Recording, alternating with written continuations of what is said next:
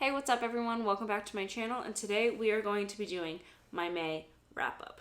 In May, I participated in Escape the Readathon hosted by Lexi from Books with Lexi, and I had an amazing time. If you don't know, Escape the Readathon is a month-long team-based competitive readathon, and basically you're trying to read as many books as you can to escape the readathon. This year we were stuck in a haunted carnival, and it was just a great time. I was on Team Snack Squad, so I have worn my snackish Pillsbury cookie earrings because I should be wearing them. These are also just like the best earrings I own. Etsy is an incredible place. In the month of May, thanks to Escape the Readathon, I just blew my yearly reading out of the water.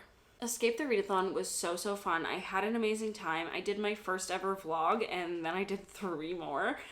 Fourth one still needs to be posted, but it'll be up before this. I think before Escape the Readathon, between January and April, I had read 15 books. In May, guys, I just read 17 books. We are going to talk about all 17 of those books. I'm going to throw some stats at you first. First, not counting the 17 I read, I did have 2 soft DNFs. I was just trying to read as much as possible to support my team. So if there was a book I wasn't feeling, I was like, sorry, we are going to have to come back to you at another time, okay? Because I am reading to win. We didn't. I was on the Snack Squad. We came in 3rd, which isn't bad. Could have been better, but I can't even be upset because I read so much and I'm just thrilled. Okay, but into the stats. So I read 17 books. I had an average rating of 3.6. That is my lowest rating this year in a month, and I'm thrilled about it, honestly, because I feel like I'm always just like way too nice to books, and I am trying to really kind of think about how I'm rating books and how I want to be rating books. That being said, I had 3 rereads that I didn't rate just because they were rereads and I already know what they were going to be, so that kind of felt like cheating and tipping the scales a little bit. I read, not counting what I DNF'd, 4,910 pages, which equates to roughly 158 pages a day. I am looking at this little notebook with all of my stats on it, if that's why you keep seeing me looking down. I read 1 1.5 star, 1 2.5 star, 4 3 stars, 2 3.5 stars, and 3 4 stars, and 3 5 stars. I read 8 authors that I had never read from before, and 9 that I had read from. And only 3 of them I don't own, and I listened to an audio, and then I had 3 rereads. All of the others, they came off these shelves, baby. I read 6 horror books, 4 romances, which that is absolutely bonkers bananas because I hadn't touched one all year, and then I just read 4. And I'm gonna read 2 more this month. 3 fantasies, 1 sci-fi, 1 thriller, 1 mystery, and 1 nonfiction. But without further ado, we're gonna jump into the books. There is a further ado, I would just like to say that I wrote such intricate notes on all of these books and why I gave them the ratings that I rated them, and then I had to go home to my parents' house last week for I had to be with family for a reason, and I left the notebook there.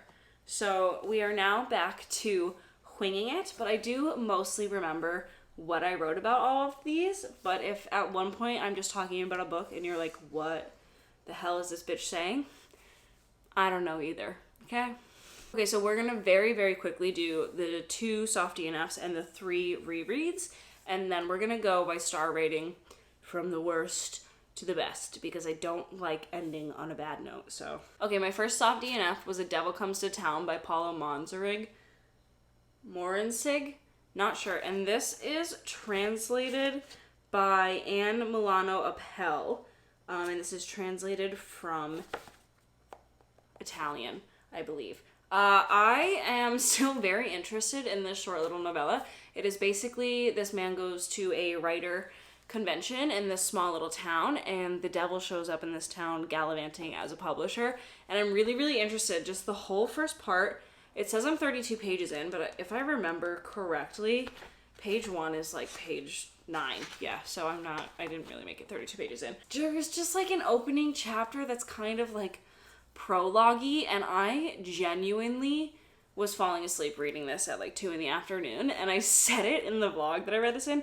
I can't nap. I am like physically incapable of napping. If I'm napping, I am sick. So the fact that this was putting me to sleep, not the time. That being said, I just had moved into the first chapter when I decided to put it down. And that seemed like it was picking up. I couldn't do it anymore that day, and I was like, it's time to move on. The other book I saw DNF'd was Middle Game by Shauna McGuire. I am still so very much intrigued in this book. I originally picked it up because one of our challenges for Escape the Readathon was pages based and not like matching a book to a prompt based. And I was like, yeah, I'm gonna read all of this in 24 hours. And I made it to page 45 before I was like, that's not gonna happen. And then we got to the end of the readathon again, and a team had already escaped, but we could read pages to try to lock them in, and everyone would be stuck. So pretty much if we can't leave, you're not leaving. We didn't succeed in that, but I was like, I'm gonna pick it back up, baby. And I read another probably 12-ish pages. I made it to page 54. I need to reread the beginning. I do. I don't know a ton about alchemy, and like I understand that 52 pages in, the goal is not for me to understand what is happening yet. Like, I am so supposed to be in the dark. I need to reread the beginning again, but I do still really want to get to this. All right, I'm also going to tell you real quick about the 3 just non-rated books that I reread. We're going to do them really fast because I think everyone knows what these are about. But I reread volumes 1 through 3 of Heartstopper. We had a prompt basically that was like, read a 5-star, but it had to be a 5-star. So I reread these 2 because I knew that they were 5 stars.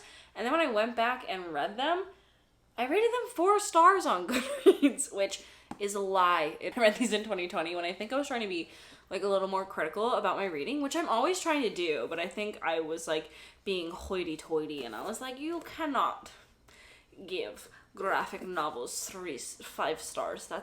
You can't do it. So I didn't, but that's a lie, because I should have. Then later in the month, I also read Heartstopper Volume 3, which I think I originally gave a 3 or a 3.5, and I did give it a 4 this time. Again, I read this in 2020, so I think I was just trying to be a little more strict with my ratings. Okay, moving in to my least favorite books of the month. This is also the first book I have ever gotten from the library as an adult, and isn't that great because I would have bought this simply just for the cover. This is my 1.5-star Night House by Jo Nesbo. This is the cover in question, and I love it. I think it's gorgeous. What I don't think is gorgeous is this book. I did originally DNF this with only like 70 or 80 pages left, and then I was like, I need to know how much worse it's gonna get, like how much more just shit it's gonna be. And honestly, now that I did actually finish it, maybe I would give it a 2 instead of a 1.5, but it wasn't for me. Basically, this book, or what I knew about this book going into it, was this was about a little kid in a town who one day he and his friend prank call someone from a telephone outside of town, and his friend gets sucked into the telephone, and there's just a rogue phone booth that's eating people. That's kind of what I knew about this. That happens like once in the beginning and then it's over, so not the concept of the book. But basically mysterious people, mysterious disappearances start happening in this town, and this kid Richard is the last person to see all of these kids before they go missing, so obviously he's the suspect. This book is told in 3 parts. The first part is over half of this book. And then the concept of the book just changes with every part. And I felt like the author had so many different ideas of what he could do with this book. And instead of choosing one and doing it well, he was like, you're getting them all. And it didn't hit. It wasn't good. I would not recommend. A few people on my team had also read this because I remember messaging and I was like, does like the main character suck the whole time? And they were like, yes he does. And I was like, is there ever a like a learning moment in the sucking? And they were like, no. We all gave it like 1 star. So maybe this would be your thing. Really wasn't for me. Also, the tagline on the front says, when the voices call, don't answer. You don't know what that means until 12 pages before the end of the book. Like, I probably shouldn't have finished it, but I did. I did do that to myself. Okay, the fact that I don't have my notes is really, we're one book in and I'm derailed. Moving up to my 2.5 star, I read No One Can Know by Kate Alice Marshall. This book, we're following 3 sisters. One of them needs to move back home to their childhood home, which none of them have lived in since their parents mysteriously died when they were young. I believe we're following the middle child mostly as she goes back home, and then we start getting perspectives from the other 2 sisters. Obviously, when she gets back to her home, some weird things start occurring, and she's gonna, figure out what happened to her parents. I had high hopes for this, I really did. And let me say, a lot of people love this, and I do understand why. Familial secret domestic thriller isn't something I've ever really read before, and I'm not really sure that it's for me, because for me, this entire book, the entirety of this book is just 200 and whatever pages, 330 pages of the miscommunication trope. And I'm sorry. It wasn't for me. I couldn't stand it. I started off in the beginning, maybe the first half, I was like, ooh, what's going to happen next? Ooh, what's going to happen next? Second half, I was so unmotivated to pick this up, and I just can't. I couldn't do it. I did. I persevered. I finished, and I saw a review after I finished that says, no one can know, including the reader, when they finish this book. And that's really what this feels like. So 2.5 stars. I would probably try another Kate Alice Marshall again. I just haven't read a ton of thrillers, and what I have, it's not really the genre, style. I don't know that that's for me, but I would consider reading another one. Okay, moving into my 3 stars. Let's first talk about the 3 that I don't have in my possession. This is a series, and I read the first 3 Bunnicula books by James Howe, and the first one is also co-authored by his late wife, Deborah Howe. First of all, late wife. The author's note in the Audible at the end of the 3rd one, I was devastated. I was crying in my driveway. These books I had, once again, total misconception about. Basically, on the first night of Escape the Readathon, there was kickoff sprints. So I signed on to sprints a little late, and we were already talking about the Bunnicula books. And so I just kind of wrongly assumed that they were these goofy, funny, horror novellas, because we were talking about them as a good short option to read. They are children's fantasy books. These are my 3 fantasies for the month. But basically, the premise of the first one is we are being told a story from the point of view of the family dog, Howard. And Howard has a buddy, it's the family cat, his name is Chester. And the family comes home from the movies one day, and they found a bunny. And they name him Bunnicula, because they were seeing Dracula when they found the bunny. And then Chester is convinced that Bunnicula is a real vampire, and really the whole book is Chester and Howard trying to figure out what's up with this bunny. In the second Bunnicula book, The Holiday Inn, Chester and Howard are staying away at a little pet retreat while their family is on vacation, and Chester thinks that some of the other animals are suspicious, and then some animals start disappearing, and they gotta figure out what is up. And in Bunnicula 3, The Celery Songs at Midnight, Bunnicula escapes. That's all I'm gonna say on those. I gave all of those 3 stars. They were really, really cute. I think there's 6 in the whole series, and I honestly would probably consider reading the other 3 at some point in my life. Okay, and then my other 3 star, which I do in fact own, is The Employees by Olga Ravn. The Employees, we are following a bunch of unnamed humans as they submit HR reports. Also, humanoids are submitting these HR reports, and they are on a spaceship that is called the Interstellar 6000. And they're basically exploring kind of a new planet, and they keep bringing back all these artifacts on the ship. And some artifacts start making people act a little weird. That's all I'm gonna say. Like I showed you, these are all told in little HR reviews, write-ups, kind of just communications with HR. This was 3 stars just because I love feeling close to my characters. And just in this format, there's kind of no way to be. I'm sure as I read more books like this, I'll kind of figure out what I like and what I don't like and a better rating system for them. But just with such a low, like, character-driven novel, it was a solid 3. I had a good time. And this is probably only about 125 pages, so this is a novella, not a novel. I won't lie to you. Alright, moving into the 2 3.5s. I have Iris Kelly Doesn't Date by Ashley Herring Blake. This is the last, I believe, in the Bright Falls trilogy. Iris was always one of my favorite friends from Delilah Green, so I was really happy to get to read from her. I really, really enjoyed the banter. I read this in a day. It was a really great time. It was just nothing crazy, nothing that blew my socks off. If you don't know what this one is about, we are following Iris as she has given up on love and she's really only into one-night stands. She meets a woman and has the worst one-night stand of her life. They don't even make it to the bedroom, but I won't tell you why. And then fast forward a couple days later and they run into each other and they are now in this scenario where they need to fake date.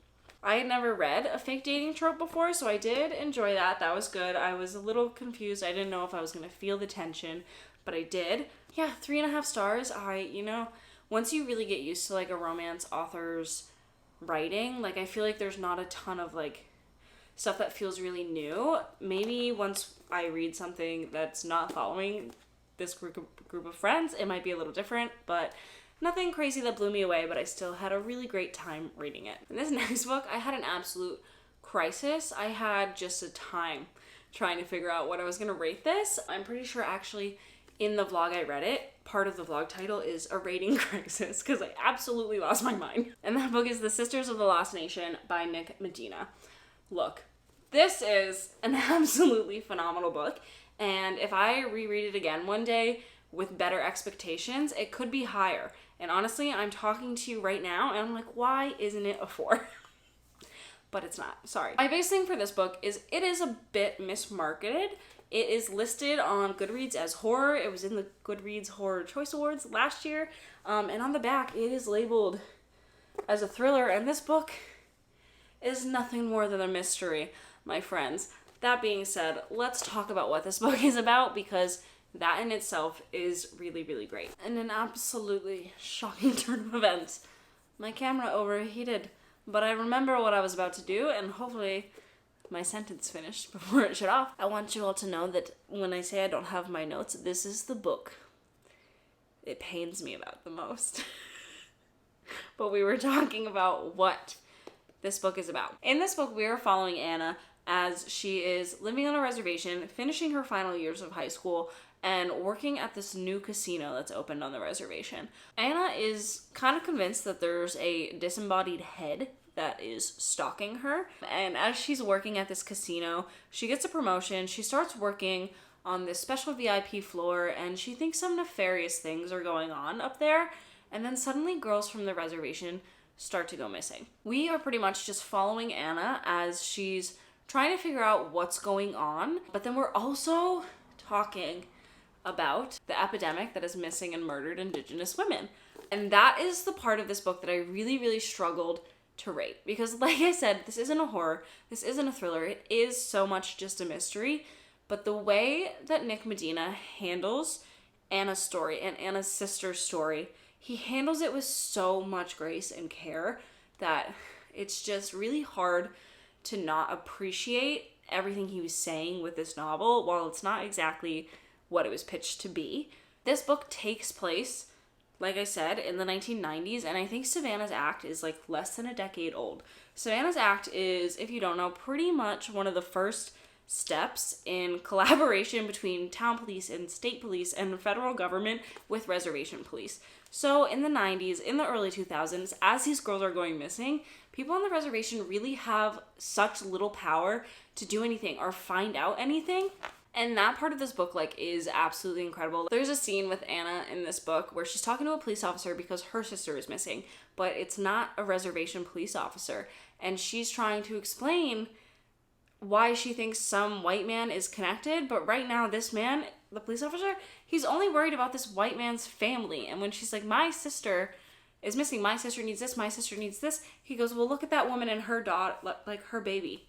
They need me right now. Your sister is off warming someone else's bed. Your younger 14-year-old sister is probably just off warming someone else's bed. Like, it's so frustrating to read. That aspect of this book is so incredibly just well written, and like, I give it a 4. Guys, look, we're back.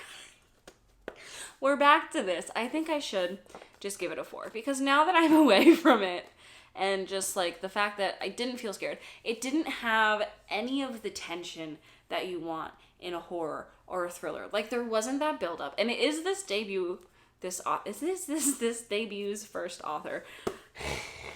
It's this author's debut book. So I feel like he can build up to that. Like, I will certainly pick up whatever Nick Medina does next. I can't wait to read it. I think there's a lot of potential in his writing to improve, to give me that tension, to just, like...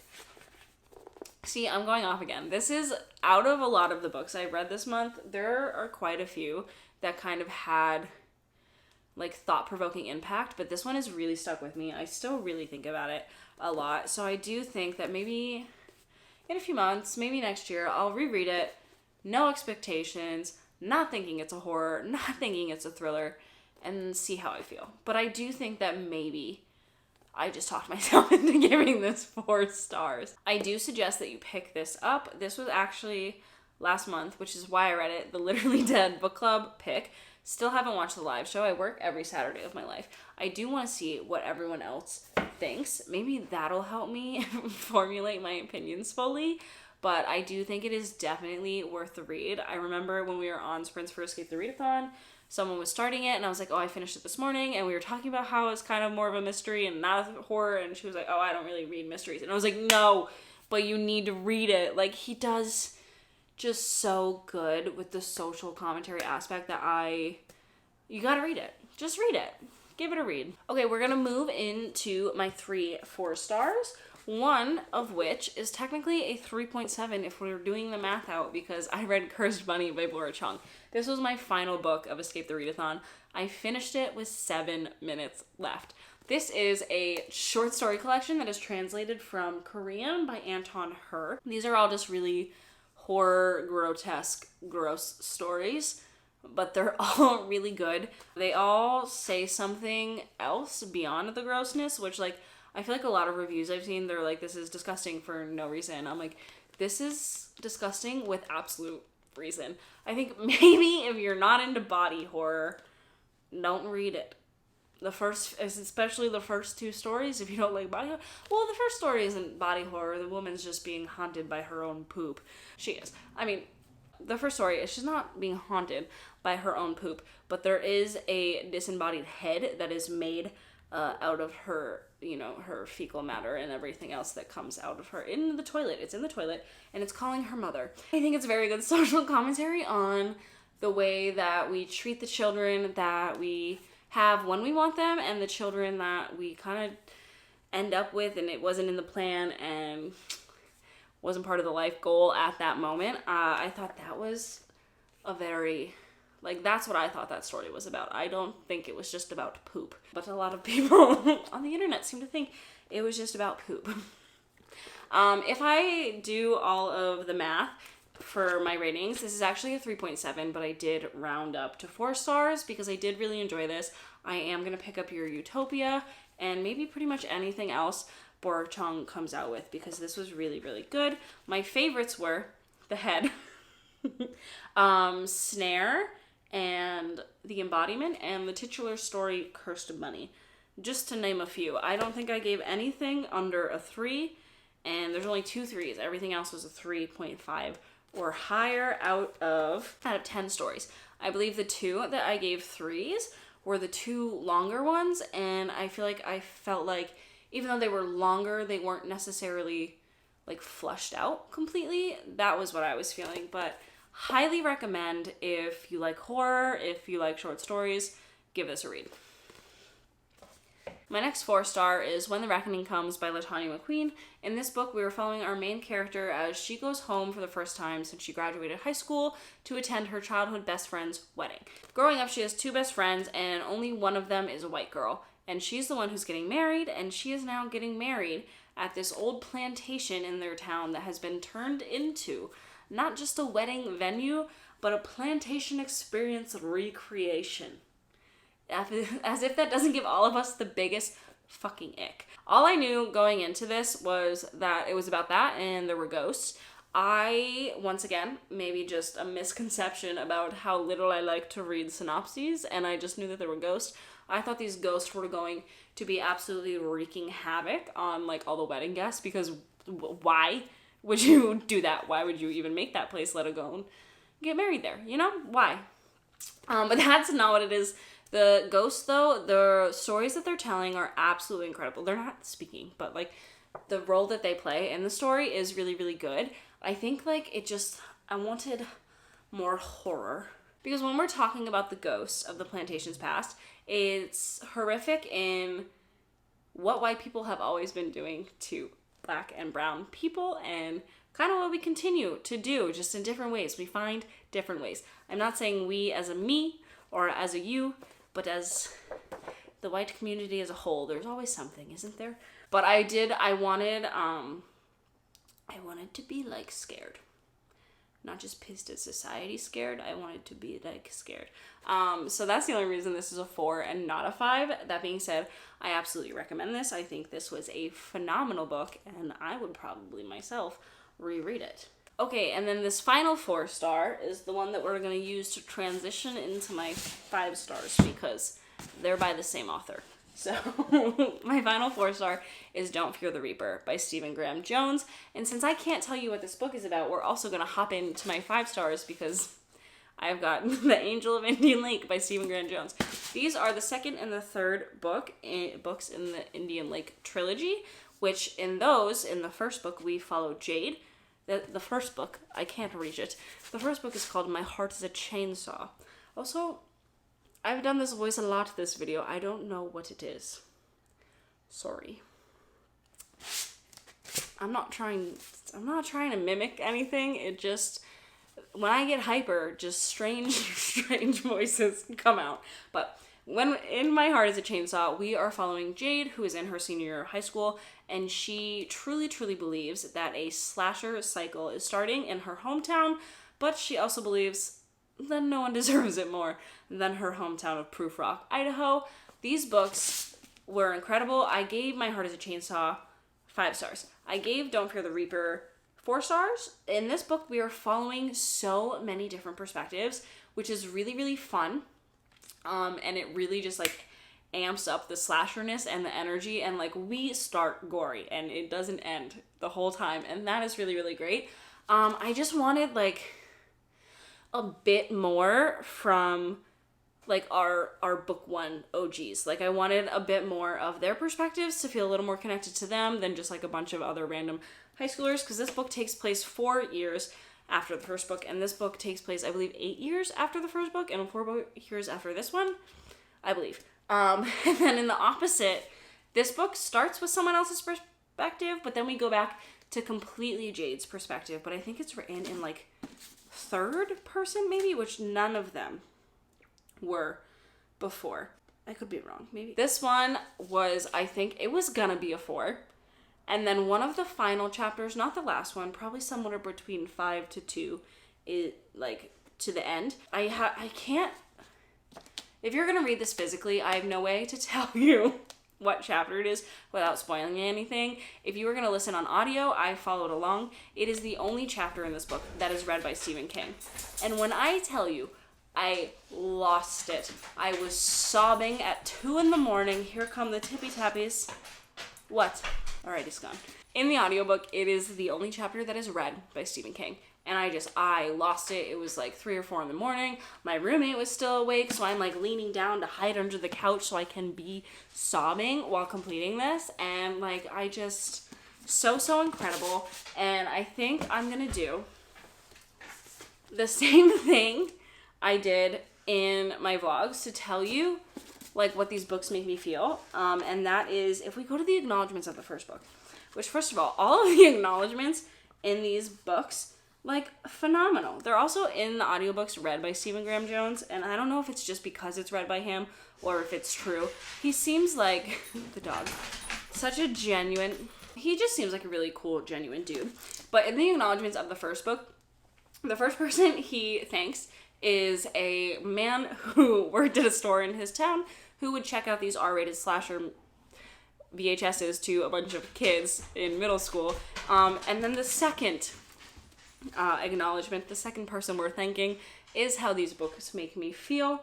And next, I'd like to thank one of those 8th graders' dads who would always wait until we were 2 or 3 tapes in to come drag his Freddy fingers across the metal door of the garage we were in.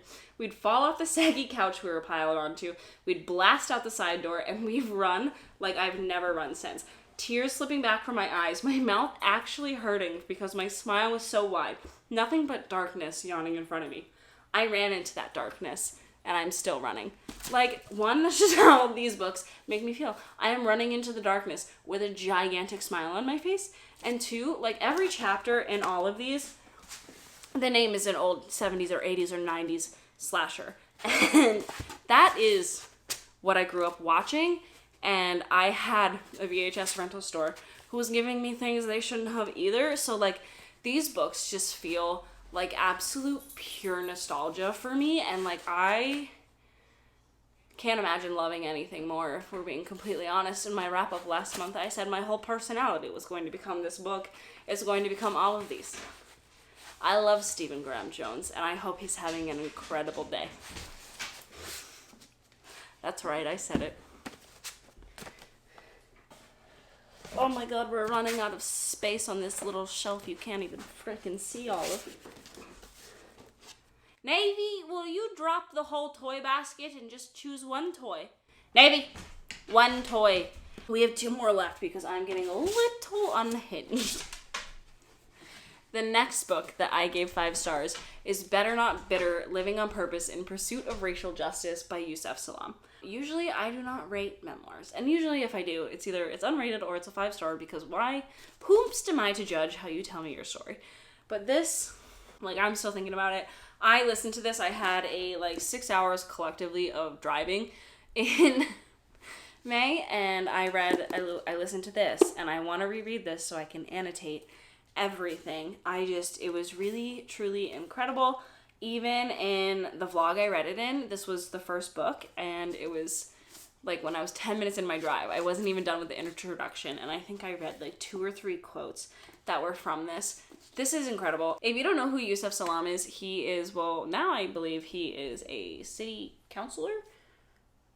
Something for the state of New York. But he is part of the exonerated 5 from the 1989 Central Park case. Basically, in this case, a bunch of detectives found a way to pin a sexual assault on 5 black teenagers, basically just because dozens and dozens of black kids were in the park that night, and we gotta clean up the streets. Like, that is genuinely why these 5 boys were arrested. I've started now the Netflix documentary by Ava DuVernay, which is called When They See Us. I have only watched the first episode. And that shows, detectives figuring out that the timeline doesn't work.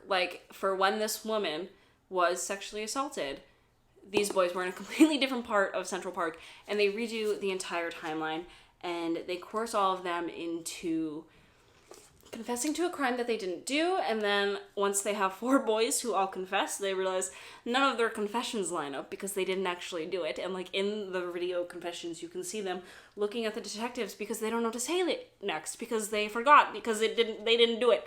And then so there is a 5th boy who was actually just there with Yusef because their moms were friends, and he was like, my mom would be pissed if I let you go to the police by yourself. And they take Corey, and they kind of kick the shit out of him, and they make him say just one thing that brings all the confessions together, and all 5 of these boys at the age of 14, 15, and 16 get sent to prison. Basically, so that's what the Central Park 5 is, or the now exonerated 5. This book doesn't just talk about this, though. This talks about Yusef's kind of whole life before he gets sent to the youth detention center and also after the exoneration. So we follow him as a young boy who isn't always that engaged in his religion, and then we follow him through prison where he becomes a spiritual leader for Islam or Muslim faith. And this was so interesting to me because I wasn't raised really with any religion. So when you're talking to me about how your religion has changed your life and how you feel it's saved your life when you were in prison and all of these things, like, that is really intriguing to me because I don't have like that blind feeling with faith. So that part was really interesting for me to read. And then we're also going through him trying to date for the first time after being sent to prison for this thing he didn't do, but also what this thing is, and like trying to find a relationship. Like, one of the first women he dates, when she tells him, he goes, well, she's like, you did it, didn't you? Like, I can't imagine really what that's like. We talk about his mom and what an incredible woman she is. We talk about 4 of the 5 of them in a viewing room watching when they see us for the first time, and they were only supposed to watch the first 2 episodes, and they watch all 4 of them, and they all sit throughout this theater spaced out, and they all hear each other crying and sobbing throughout it, and then they come together at the end of the episode and they hug and they talk, and so many of them don't know what the others went through because it's not like they're in their prison systems together. Like, it was really good. I cried a lot. I really strongly suggest this if you like anything about social justice, about racial justice, about the prison system in America. Yusef actually twice in this book refers to our current jailing system as the modern day cotton farm, and I keep thinking about that. Like, and I'm watching a show right now about how, like, our jailing system, if you're a single mom and you can't make a payment on something, then you get brought into court, but then you get a bigger fine and you still can't make a payment, and now you've lost a day of childcare and you have to pay for that, and like, we're literally criminalizing being poor in a way. And like, this was really interesting. I really think you should give it a read if you were interested in any of the things that I just talked about, because Mr. Salaam here talks about them so much better than I do. And then the final book, which was my first book of the month, is Bright Young Women by Jessica Knoll. I didn't know how I was going to feel about this. I'm not big on true crime, but my biggest reason why I'm not big on true crime is because no one ever gives regard, well, not no one, but when true crime became this big fad and all of these podcasts and all these things, no one is ever talking about the victims or the victim's family and what they're going through. This book follows a fictionalized version of real events of sorority attacks in the 1970s, late 1970s, and we follow a fictionalized characters from Ted Bundy's attacks. Ted Bundy is never named in this book. He is just always known as the defendant, and we are only following the women. This is an incredible book. This is also one that I want to reread, and I want to annotate this. I was in my vlog very poorly reading out really good quotes from it. This was just an amazing time. This book was really incredible. I also am still thinking about this one. I had a lot of wins this month, and a lot of my favorites had to do with social justice, whether it's a 3.5 star, now 4-star favorite. Like, a lot of it has that undertone. That's something that I really often enjoy in books. I noted in my vlog that I also think it's very, very interesting how we're following multiple timelines in this book. We're following Pamela, both in 1978 and in the present day. And the book starts before we get into the attack, and it's like 3 hours before, 5 hours before, and then it's 1 day after, 2 days after, 3 days after. And then when we get to the current timeline, it's like 15,400 something days after. And I thought it was a great take on how when people experience trauma, their whole life is now suddenly just the before and after. I thought that was a great way for the author to like mark the time. I thought that was very clever. I'm assuming that that's why she did it. I don't know. She did. It's in the acknowledgements. She interviewed one of the women from this sorority, so that is as real as possible, and it's also just all about the women, which we love to see. If you were like me and you are hesitating to pick this book up because true crime is not your jam, pick it up. Do it. I would love nothing more if you did it. Read it and tell me what you think. Alright, before my camera overheats again or any dogs start barking, this is the end of my wrap up. If you made it this far, thank you so much for joining. I know I got a bit goofy. I'm gonna edit this and I'm gonna hear all of my little voices that I usually obviously never hear again, and I'm gonna hate myself. These are 14 of the 17 books that I read this month. If you've read any of these, let me know what you thought about them. And that is all, and I will see you soon with another video soon. Goodbye.